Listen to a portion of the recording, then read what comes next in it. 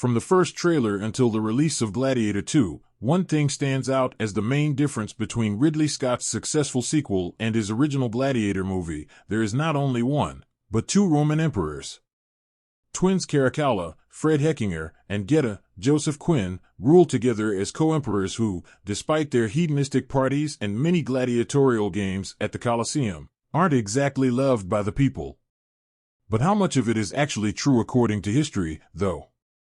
The two co-emperors have unique dynamics, being distinctly different from each other while, at the same time, sharing many interests.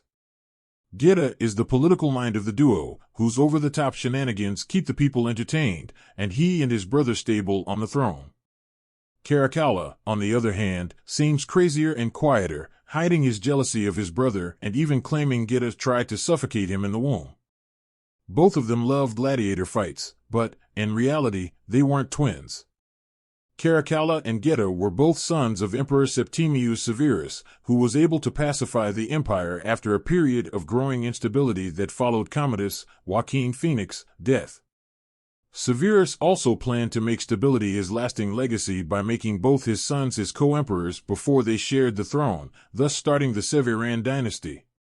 Caracalla, the eldest, and Geta, the youngest, briefly ruled with their father before his death, and then went on to share the throne for less than a year in 211 AD. Septimius Severus may have tried to make Caracalla and Geta get along, but, as soon as he died, the two brothers never shared a room without the presence of their mother, Julia Domna, or their own guards. They lived in constant fear that one would have the other assassinated, and even the imperial palace had to be divided into two separate wings so they didn't have to see each other. They even considered splitting the empire, but were convinced otherwise by their mother, who ended up doing most of the actual ruling. In Gladiator II, Macrinus, Denzel Washington, takes advantage of Caracalla's jealousy to influence him to kill Geta and even helps him commit the act. In reality, the whole affair was even more tragic. At the end of 211 AD, Caracalla asked Julia to organize a meeting with Geta in her apartment at the royal palace, knowing it was the only way to see his brother without his guards. It's not known for sure whether Caracalla stabbed Geta himself or if he had someone else kill him, but all accounts reference Geta dying in Julia Domna's arms. This moment went down in history as one of Rome's most infamous and has been portrayed in paintings by iconic artists such as Jacques-Louis David and Edward Francis Burney. Right after committing fratricide, Caracalla then ordered a damnatio memoriae against Geta, which means that all records of Geta were to be purged. Also, everyone who was connected to Geta was massacred, and his face was even scratched off the Severantonda, a famous depiction of their family. Caracalla would then rule Rome by himself for 6 years, mostly waging war against the Parthian Empire in present-day Turkey, instead of Numidia, like depicted in the film.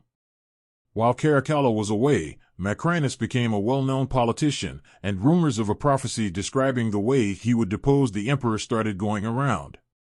When he became aware, Caracalla decided to have Macrinus killed, and Macrinus, knowing he had to act fast, got a friend of his named Martialis to kill Caracalla. Martialis was a disgruntled soldier who was denied the rank of centurion by Caracalla years earlier, and he took advantage of a stop Caracalla made to relieve himself as they were traveling. Ridley Scott is often vocal about how little he cares about historical accuracy, but depicting these events in Gladiator II would probably result in a very different story. Gladiator II is playing in theaters across the U.S.